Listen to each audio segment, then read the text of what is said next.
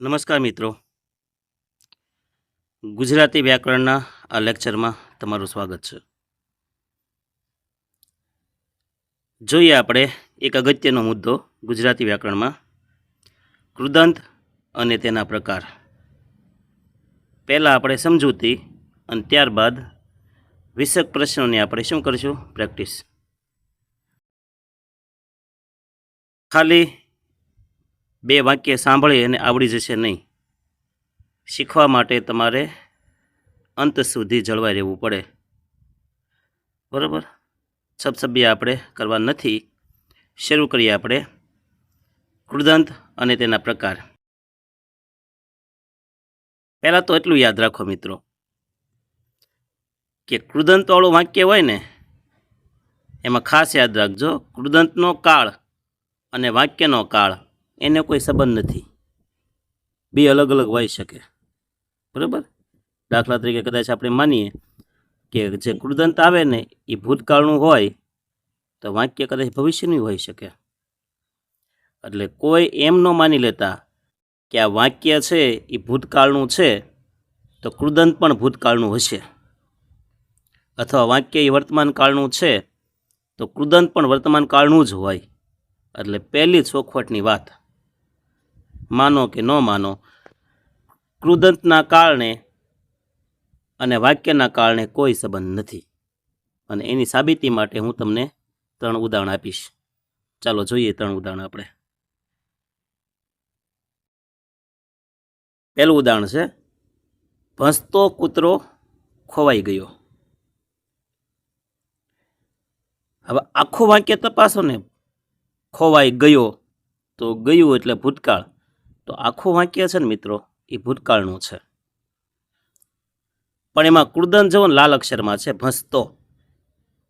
ભલે વાક્ય ભૂતકાળનું છે પણ ભસતો એટલે ભસવાની ક્રિયા શરૂ હતી. જ્યારે ખોવાયો ને ત્યારે એક ક્રિયા શરૂ હતી. કઈ ક્રિયા શરૂ હતી? ભસવાની. તો એ ભસતો એ પાછું વર્તમાનનું છે. એટલે આમ ગણો તો વાક્ય છે ભૂતકાળનું, પણ કૃદંત છે ને એ વર્તમાન કાળનું છે. મારો કહેવાનો અર્થ એ છે કે વાક્યના કાળને અને કૃદંતના કાળને કાંઈ લેના દેના નથી. બીજું આપણે ઉદાહરણ તપાસીએ, આવેલો માણસ આરામ કરે છે. હવે જુઓ અહીંયા, આવેલો એ કૃદંત છે અને આરામ કરે છે એ ક્રિયાપદ છે. હવે આખું વાક્ય તપાસો ને તો એ મિત્રો વર્તમાન કાળમાં છે. પણ લાલ અક્ષરમાં જે તમને દેખાય છે આવેલો એ કૃદંત છે અને આવવાની ક્રિયા પૂરી થઈ ચૂકેલી છે. મતલબ કે કૃદંત છે એ પાછું ભૂતકાળનું છે, ભૂતકૃદંત છે. તો સમજાઈ ગયું ને કે વાક્ય વર્તમાનનું પણ કૃદંત કેવું છે? ભૂતકાળનું છે. ત્રીજું ઉદાહરણ આપણે જોઈએ તમારી સમજૂતી માટે. જો ગમે તો લાઈક કરજો, નકર જય ઝૂલેલાલ. ત્રીજું છે, ભાગ લેનાર સ્પર્ધક પહોંચી ગયા છે. હવે આખું વાક્ય તપાસો ને તો વર્તમાન કાળનું છે. આમ તો પહોંચવાની ક્રિયા પૂરી થઈ ગઈ, પહોંચી ગયા છે નહીં આવે, પહોંચી ગયા ને છે શબ્દ કાઢી નાખજો. પહોંચી ગયા એટલે કે પહોંચવાની ક્રિયા પૂરી થઈ ગઈ, એટલે આખું વાક્ય ભૂતકાળમાં છે. પણ એનું જે ભાગ લેનાર એ જે કૃદંત છે ને એ ભવિષ્યકાળનું છે. જો ભાગ લીધો નથી પણ હજી લેવાનો બાકી છે, તો કૃદંત ભવિષ્યનું છે અને વાક્ય છે એ કેવું છે? ભૂતકાળનું છે.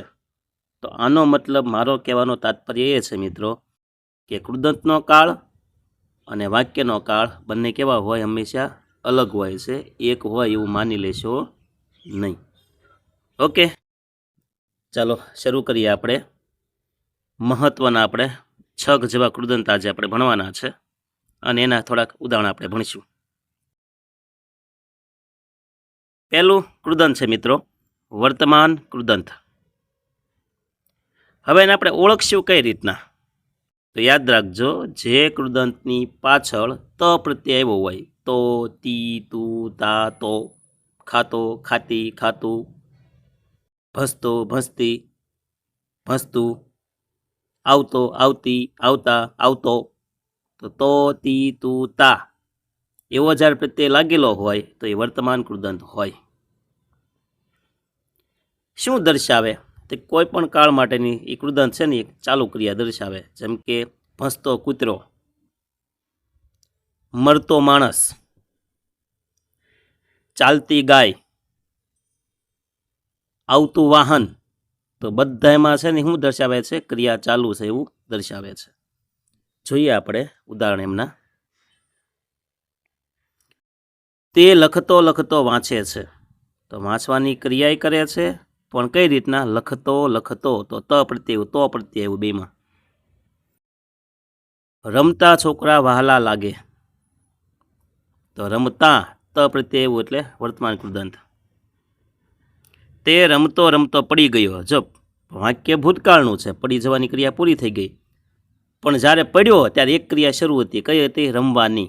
એટલા માટે વર્તમાન કૃદંત છે, પ્રત્યય લાગેલો છે, રમતો રમતો.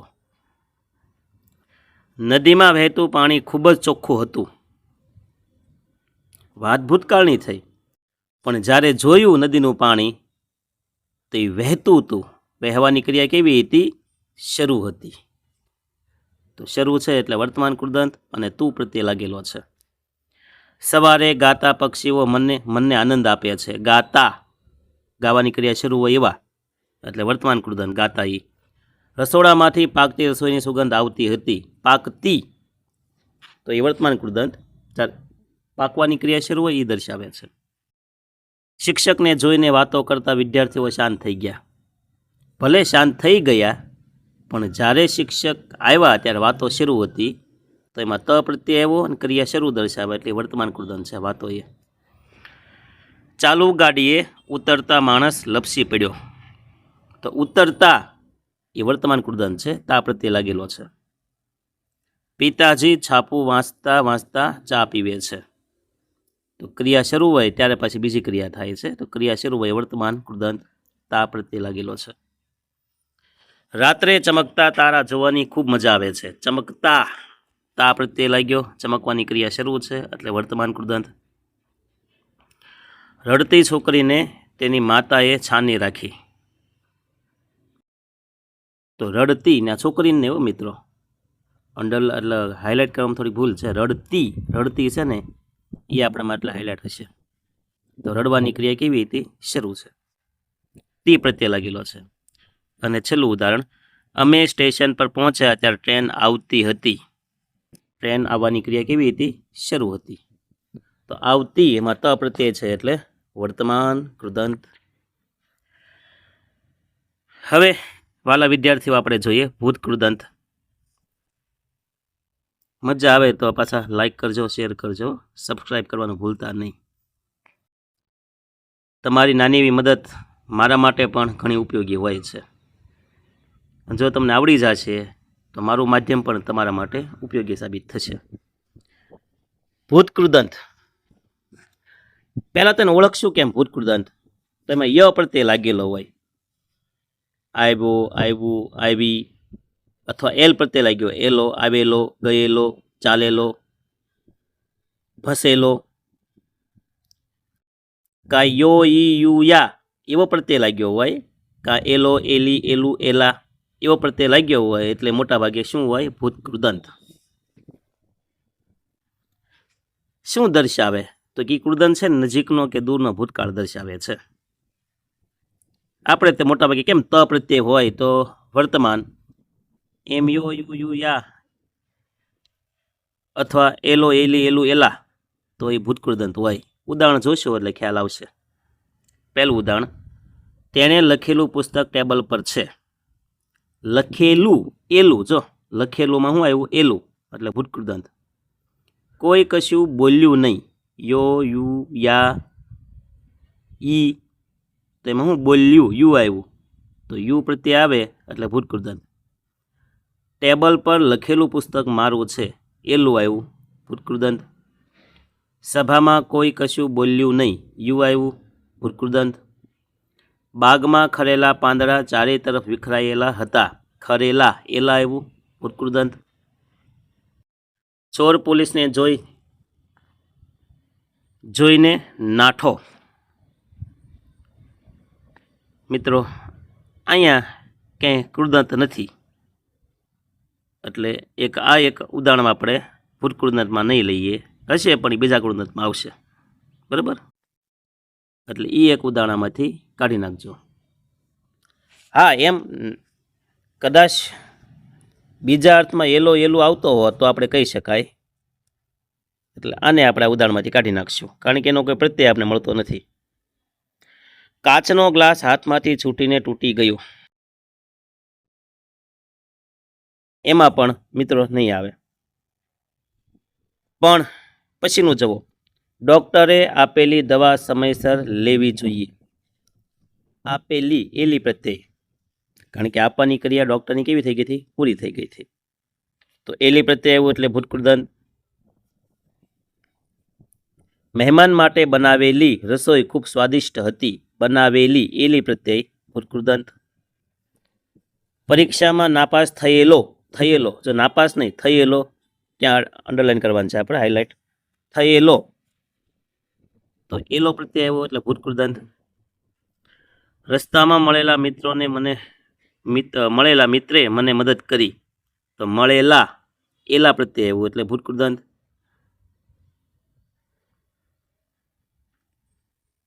પછી છેલ્લું ઉદાહરણ પણ નહીં આવે એટલે વાંચતો નથી. ભવિષ્ય કૃદંત આપણે જોઈએ. ભવિષ્ય કૃદંત તો એક તો આ હેલું છે, એમાં નાર કે વાળો વાળી જેવું પ્રત્યય આવા પાછળ લાગેલું હોય એટલે સમજવાનું ભવિષ્ય કૃદંત છે. ભવિષ્યની કોઈ ક્રિયા દર્શાવે છે, એનું કાર્ય છે.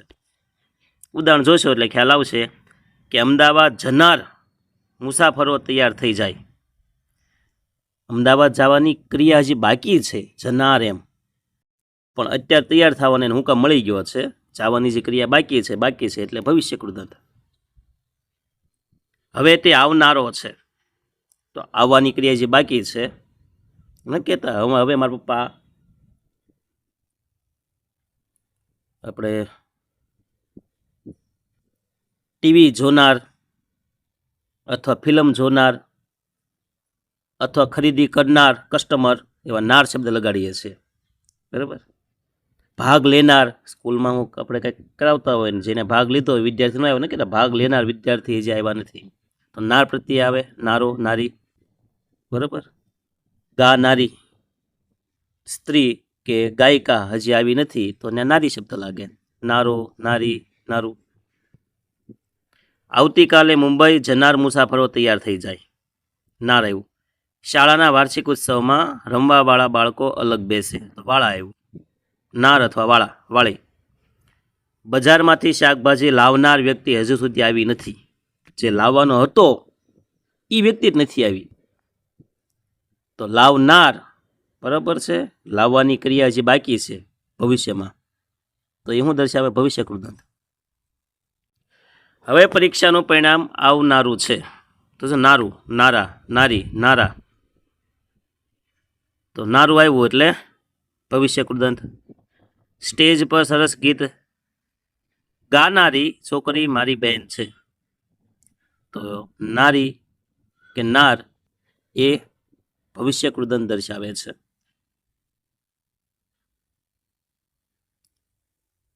પછી વાક્યમાં થોડીક મિસ્ટેક છે એટલે એને વાંચતો, પણ છેલ્લું જવો, મકાન વેચનાર ભાઈ આજે સાંજે આપણને મળશે, તો વેચનાર જે વેચ્યું નથી, વેચવાની ક્રિયા બાકી છે એટલે એ ભવિષ્ય કૃદંત. ટ્રેન પ્લેટફોર્મ પર આવનારી જ હતી ત્યાં સિગ્નલ બદલાયું, તો આવનારી જે આવી નથી પણ આવનાર હતી, તો ભવિષ્યમાં ક્રિયા થવાની હતી એવું દર્શાવ્યું એટલે ભવિષ્ય કૃદંત. સત્યનો માર્ગ અપનાવનાર માણસ ક્યારે હારતો નથી, નાર આવ્યું, ભવિષ્ય કૃદંત. અમારે ત્યાં કાલે મહેમાન આવવાના છે, એ નહીં આવે ભાઈ. ચાલો ચોથું, વિધ્યર્થ કૃદંત અથવા સામાન્ય કૃદંત. ઓળખીએ આપણે એને, તો ક્રિયાનો સામાન્ય અર્થ દર્શાવે ને, ફરજ દર્શાવે, સામાન્ય સ્થિતિ દર્શાવે, કર્તવ્યનો ભાવ દર્શાવે, સામાન્ય ક્રિયા દર્શાવે, એટલે શું હોય તો કે વિધ્યર્થ કૃદંત હોય. મોટા ભાગે વો વી વુ વા લાગેલું હોય છે.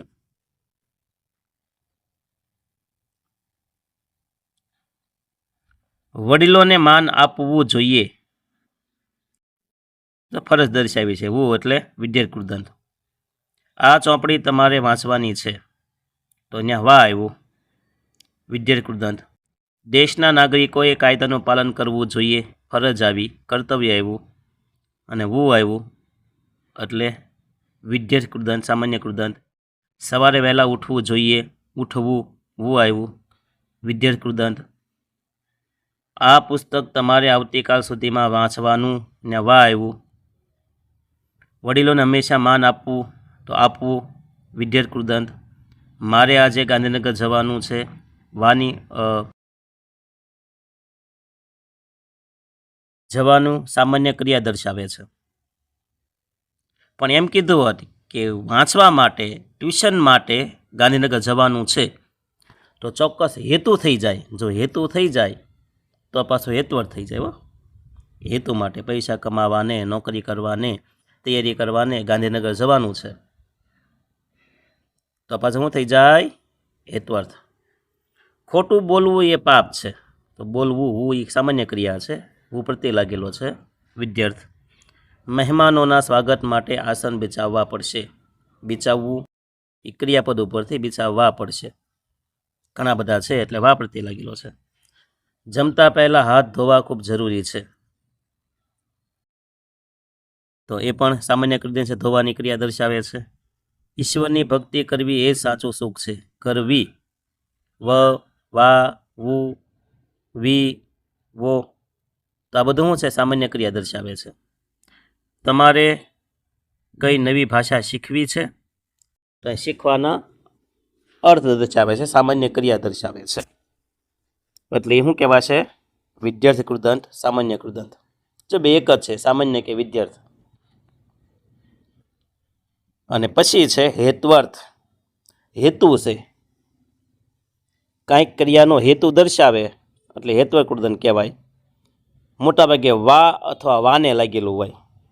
જો વા તો સંબંધમાંય આવતો હતો, સંબંધ આપણે સામાન્ય કૃદંતમાં તે વિદ્યાર્થમાં તે, પણ એમાં સામાન્ય ક્રિયા તરીકે આવતું હતું.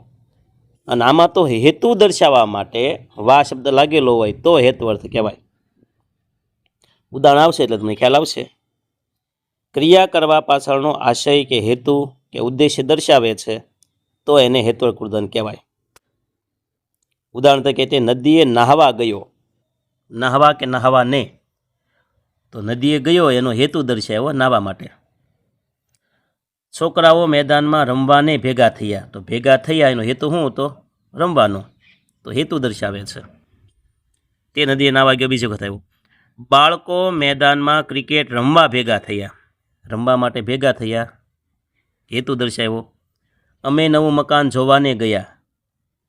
ગયા પણ કયા હેતુ માટે? મકાન જોવાને, હેતુ દર્શાવ્યો.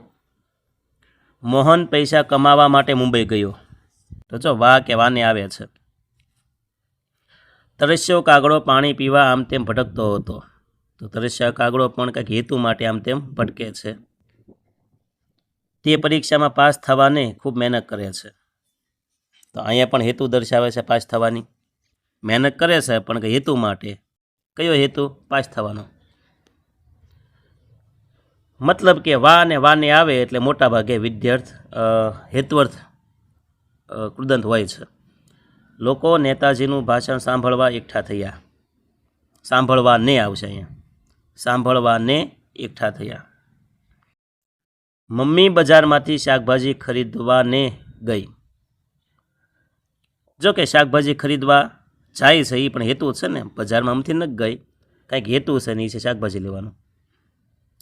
લોકો ભેગા થયા તો નેતાનું ભાષણ સાંભળવા ભેગા થયા એટલે વાય ચાલે, વાને ચાલે. પ્રવાસીઓ તાજમહેલ જોવા આગ્રા જાય છે તો જોવાનો હેતુ છે એટલે હેત્વર્થ કૃદંત. ભાઈ પુસ્તક વાંચવાને બેઠો. બેઠો છે ને એ તો શું છે? પુસ્તક વાંચવાનું. ચાલો લાસ્ટ નંબર 6 સંબંધક ભૂત કૃદંત. નામ એવા ગુણ. કૃદંત છે એ ભૂતકૃદંત જ છે, ભૂતકાળનું જ છે, પણ એ આગળ કાંઈક સંબંધ દર્શાવે છે. અને મોટા ભાગે સંબંધક ભૂતકૃદંત હોય ને એમાં ઈ અથવા ઈને પ્રત્યે લાગેલો હોય. કયો લાગેલો હોય? ઈ અથવા ઈને. મુખ્ય ક્રિયાની પહેલા હંમેશા આ કૃદંત હોય છે. દાખલા તરીકે એમાં ઉદાહરણ આપણે સમજાય, તે જમીને સૂઈ ગયો.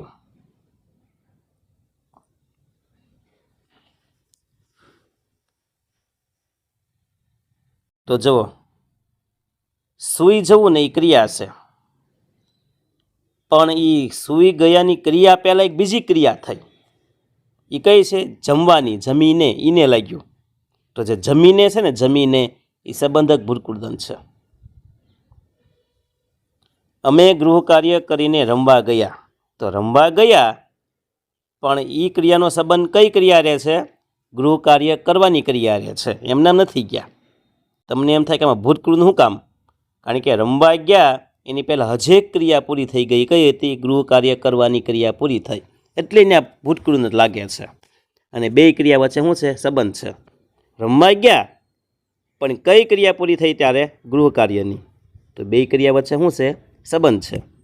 અને એમાં પહેલી ક્રિયા પૂરી થઈ એટલે એ ભૂતકૃદંત લાગે. એટલે એવો શબ્દ વાપર્યો, સંબંધક ભૂતકૃદંત. તે દૂધ પીને ઊંઘી ગયો. ઊંઘી ગયો, પણ એની પહેલાં ક્રિયા પૂરી કરીને. કઈ હતી? પીવાની.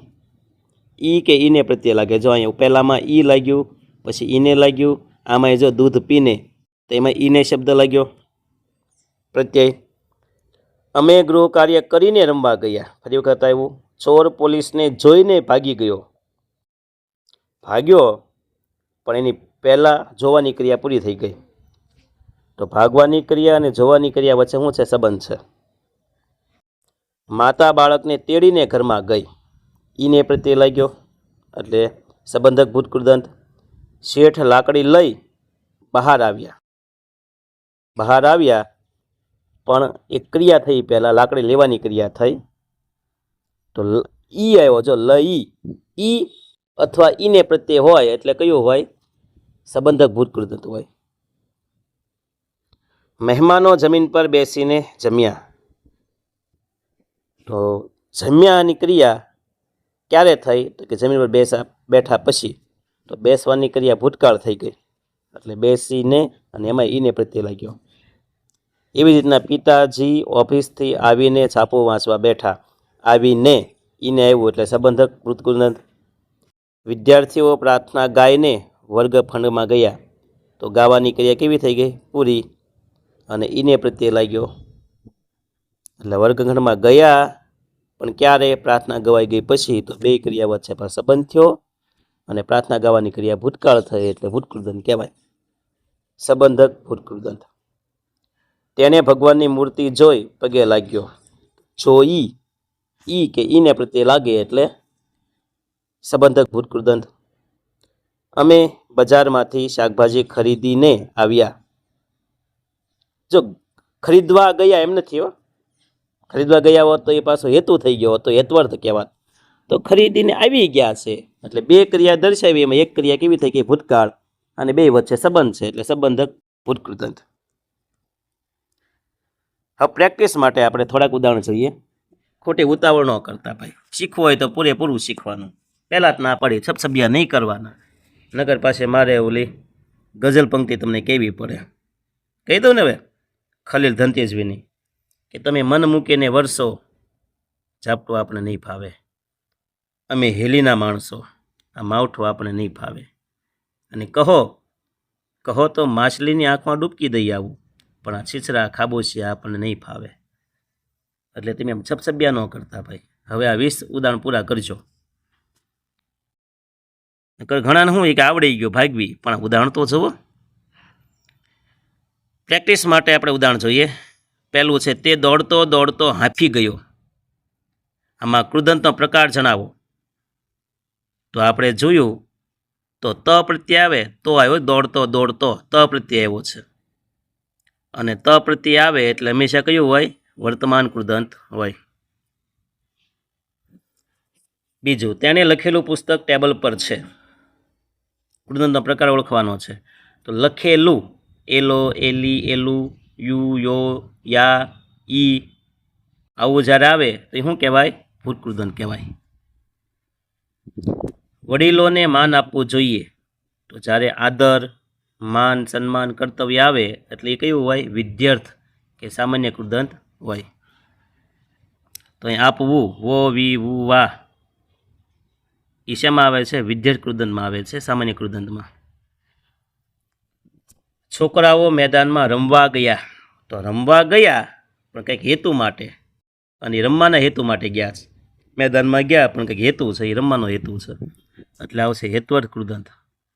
જો વા અને વાને પ્રત્યે લાગે, હેત્વર્થ કૃદંત હોય ને ત્યાં વા અને વાને. તે ખાણું ખાઈને ઊંઘી ગયો. ખાવાનું ખાઈને ઊંઘી ગયો એમ. તો ખાઈને ઈને પ્રત્યે આવ્યો એટલે સંબંધક ભૂતકૃદંત. ઊંઘવાની ક્રિયા અને ખાવાની ક્રિયા વચ્ચે સંબંધ છે. આવતીકાલે મુંબઈ જનાર મુસાફરો તૈયાર રહે. તો જનાર નાર પ્રત્યે આવે એટલે આંખ્યું વિશે કયું આવશે? ભવિષ્ય કૃદંત. નદીમાં વહેતું પાણી ખૂબ જ પવિત્ર હોય છે. વહેતું, જો વહેતું તું એ ત પ્રત્યે આવ્યો એટલે વર્તમાન કૃદંત. સભામાં કોઈ કશું બોલ્યું નહીં. બોલ્યું યુ પ્રત્યે આવ્યો, ય, યુ, યા, ઈ, યો, યુ તો ભૂતકૃદંત કહેવાય. 9મું, બજારમાંથી શાકભાજી લાવનાર વ્યક્તિ ક્યાં છે? તો લાવનારી, નારી, નારો, નારા, નાર, વાળો, વાળી, વાળા આવા જ્યારે પ્રત્યે લાગે તે શું હોય છે? ભવિષ્ય કૃદંત હોય છે. 10મું, દેશના નાગરિકોએ કાયદાનું પાલન કરવું જોઈએ.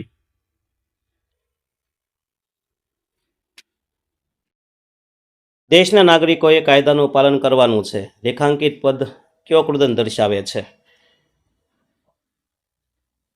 તો જ્યારે કર્તવ્ય હોય, ફરજ હોય ત્યારે હંમેશા સામાન્ય કૃદંત હોય એટલે કે વિધ્યર્થ કૃદંત હોય છે. 11મું, મોહન પૈસા કમાવા માટે વિદેશમાં ગયો. હવે જો અહીં કમાવા, તો કમાવાનો હેતુ છે, અને જ્યારે હેતુ શબ્દ આવે, હેતુ આવે એટલે હેત્વર્થ કૃદંતમાં આવશે એટલે સી જવાબ. ચોર પોલીસને જોઈને ભાગી ગયો. તો ઈ કે ઈને પ્રત્યે હોય એટલે સંબંધક ભૂતકૃદંત હોય, આપણે પહેલા ભણ્યા. તો જો જોઈને એક ક્રિયા પૂરી થઈ એટલે બીજી ક્રિયા પાછી થઈ, તો બે ક્રિયા વચ્ચે સંબંધ છે, અને પહેલી ક્રિયા ભૂતકાળ થઈ એટલે ભૂતકૃદંત લાગશે, એટલે સંબંધક ભૂતકૃદંત કહેવાશે. બી જવાબ. રમતા છોકરા વહાલા લાગે. તો રમતા તા પ્રત્યે આવ્યો એટલે વર્તમાન કૃદંત. તેણે આપેલી સલાહ ખૂબ ઉપયોગી નીવડી. આપેલી એમાં એલી, એલો, એલું, એલા જો પ્રત્યય છે, અને એવો પ્રત્યય આવે એટલે કેવો કહેવાય? ભૂતકૃદંત કહેવાય. 15, સંબંધક ભૂતકૃદંતનો સાચો પ્રત્યય કયો છે? તો સંબંધક ભૂતકૃદંત હોય એટલે ઈ કે ઈને પ્રત્યય લાગે. વર્તમાન કૃદંતનો મુખ્ય પ્રત્યય કયો? તો એમાં ત પ્રત્યય હોય, તો, તી, તું, તા. સી જવાબ આવશે. ભૂતકૃદંત દર્શાવવા માટે કયા પ્રત્યયો વપરાય છે? તો એમાં ય વાળા પ્રત્યય, યો, ઈ, યુ, યા અથવા એલો, એલી, એલું, એલા એટલે બી જવાબ. 18મું, ભવિષ્ય કૃદંત ઓળખવા માટે કયો પ્રત્યય યોગ્ય છે? તો ભવિષ્ય માટે નાર, નારું, નારા, નારી, વાળો, વાળી, વાળા આવા જ્યારે પ્રત્યય આવે એટલે ભવિષ્ય કૃદંત હોય એટલે સી જવાબ. વિધ્યર્થ કૃદંતનો મુખ્ય પ્રત્યય કયો? તો વિધ્યર્થ એટલે સામાન્ય કૃદંત, એમાં સામાન્ય ક્રિયા દર્શાવે છે અથવા ફરજ દર્શાવે, કર્તવ્ય દર્શાવે. એ વ વાળા પ્રત્યય હોય, વો, વી, વુ, વા, ખાવું, ખાવા, રમવા ગયા, તે સામાન્ય ક્રિયા દર્શાવે એટલે સામાન્ય કૃદંત કે વિધ્યર્થ કૃદંત કહેવાય. અને લાસ્ટ મિત્રો છેલ્લું, ધન ઘડી ધન ભાગ્ય ભાઈ, કે તમે આ લેક્ચર પૂરો કર્યો. 20મું, હેત્વર્થ કૃદંત કયા પ્રત્યયો દ્વારા ઓળખી શકાય?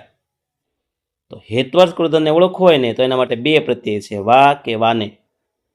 હા, એ પણ યાદ રાખવાનું, ઘણી વખત વા બીજી જગ્યાએ આવતું હોય. તો હેતુ હોય હંમેશા વાક્યની અંદર જ્યારે હેતુ આવતો હોય અને વા કે વાને પ્રત્યે લાગેલું હોય એટલે સમજવાનું હેત્વર્થ કૃદંત કહેવાય. તો આ થઈ ગઈ વાત આપણે કૃદંતની. કુલ આપણે 6 કૃદંત ભણ્યા. 6 કૃદંત આઈએમપી છે, એના આપણે પ્રત્યય ભણ્યા, ઉદાહરણ ભણ્યા, સમજૂતી જોઈ. બરાબર. લગભગ આ લેક્ચરમાં આપણે કંઈ કસાશ રહી નથી. તેમ છતાં જો કાંઈ અગવડતા હોય તો પછી કમેન્ટ કરીને મને જણાવી શકો. વિડીયો ગમ્યો હોય તો લાઇક, શેર અને સબસ્ક્રાઈબ કરજો.